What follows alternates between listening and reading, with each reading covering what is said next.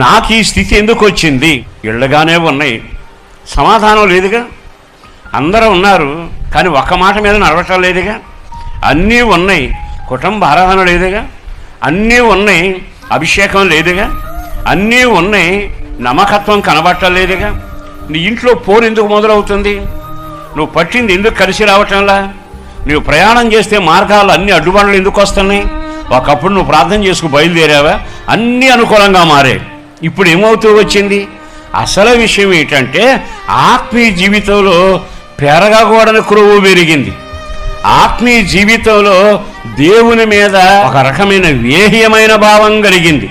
వాక్యం అంటే లోబడే మనసు లేక హృదయంలో గర్వం పెరుగుతూ వచ్చింది. ఈరోజు ఈ మాట కొంచెం కఠినంగా అనిపించిన, నా దేవుడు నిన్ను చూచి మరలా నిన్ను మనిషిగా మార్చాలని మాట్లాడుతున్నాడు. ఒక్కసారి ఆయన చూపు చూస్తే నువ్వు చావు, నేను చావును.